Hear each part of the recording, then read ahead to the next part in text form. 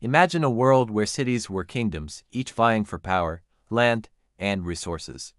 This was Mesopotamia, the cradle of civilization, a land of fertile soil and constant conflict.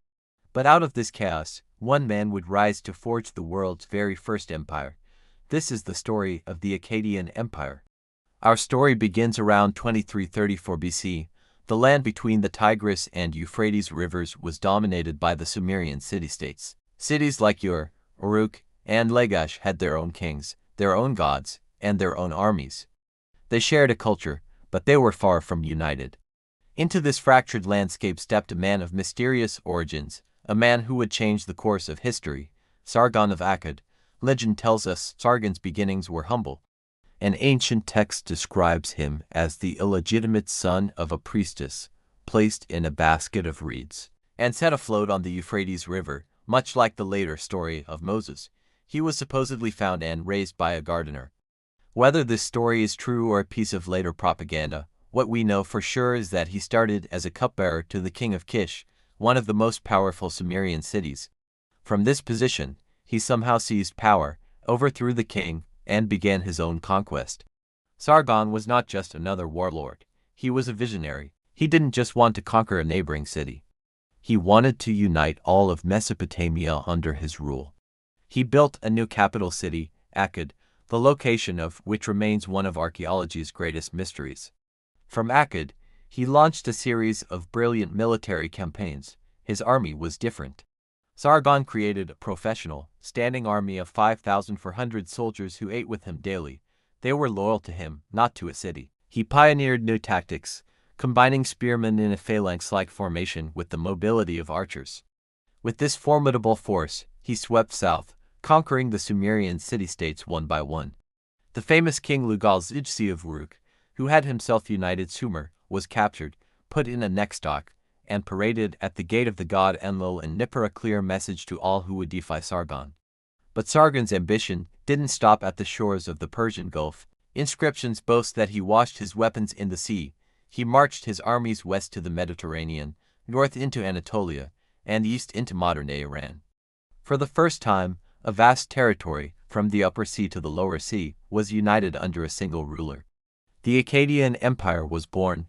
To govern this vast, multicultural empire, Sargon implemented groundbreaking administrative reforms.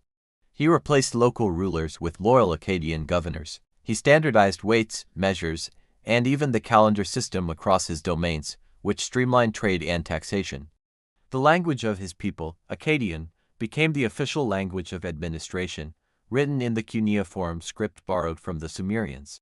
This created a new imperial culture that blended Akkadian and Sumerian traditions. One of Sargon's most clever political moves was appointing his daughter, Enheduanna, as the high priestess of the moon god Nanai in the important Sumerian city of Ur. This was a masterstroke. It not only solidified his control over the religious heartland of Sumer but also gave his family immense spiritual authority. Enheduanna is a remarkable figure in her own right. She is the world's first known author by name, composing beautiful hymns to the gods that were studied for centuries after her death. Through her, the Akkadian dynasty wove itself into the very spiritual fabric of Mesopotamia. Sargon ruled for an incredible 56 years. After his death, his sons, Rimush and Manish-Tushu, faced constant rebellions from the conquered Sumerian cities.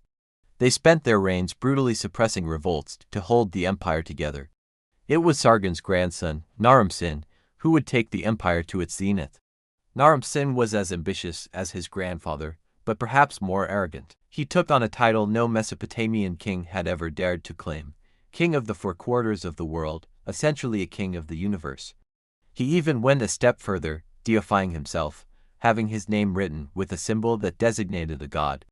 This was a radical break from tradition, where kings were seen as shepherds of the people, appointed by the gods, not as gods themselves. His reign was marked by military success. The famous victory stele of Naram-Sin, now in the Louvre Museum, depicts him as a divine, muscular figure, trampling his enemies, ascending a mountain towards the heavens. It's a breathtaking piece of propaganda, celebrating his victory over the Lulubi people in the Zagros Mountains. Under Naram-Sin, the empire reached its greatest territorial extent and was a hub of art, trade, and architectural innovation. But how could such a mighty empire fall? The answer is a combination of internal strife, external pressure, and perhaps even climate change. The constant rebellions never truly ceased. The deification of Naram-Sin may have offended the traditional religious sensibilities of many, creating internal dissent. Ancient texts, written later, blamed the empire's fall on Naram-Sin's hubris, claiming he angered the gods, who then withdrew their favor. The final blow came from the north. A tribal people from the Zagros Mountains, known as the Gutians, began to raid Akkadian territory. Described in texts as a plague who knew no kingship, these raids destabilized the empire, disrupting trade routes and agricultural production. The central administration, weakened by internal conflicts, struggled to mount an effective defense. There's also compelling evidence for a severe, centuries-long drought that began around 2200 BC. Archaeological studies of soil layers show a dramatic increase in dust and a sharp decline in rainfall. This climate catastrophe would have led to widespread famine, crippling the agricultural heartland of the empire and causing mass migrations of people. A hungry population is a rebellious population. Faced with invasion, rebellion, and starvation, the Akkadian Empire crumbled. Naram-Sin's son, Shar-Kali-Shari, fought valiantly to hold it together, but after his death, the empire disintegrated into chaos. City-states reasserted their independence, and the Gutians established their own dynasty over parts of Mesopotamia. The world's first empire, which had shone so brightly for over a century, was extinguished, but the legacy of Akkad endured. It set the blueprint for all future empires in the region. The Babylonians, the Assyrians, and the Persians all looked to Sargon and his dynasty as the model for imperial rule. The Akkadian language became the lingua franca of the ancient Near East for over 1,000 years. The concept of a single, unified state under one charismatic leader, the idea of a multicultural empire bound by a common administration, and the fusion of military power with divine ideology, all of these were the pioneering achievements of the Akkadian Empire. Sargon's grand experiment may have been short-lived, but its impact echoed through millennia. It was a pivotal moment when humanity first conceived of a world larger than the walls of its own city, a world united by ambition, power, and a shared destiny. The Akkadian Empire was the first, but it would not be the last. Thank you so much for joining us on this journey back to the dawn of empire.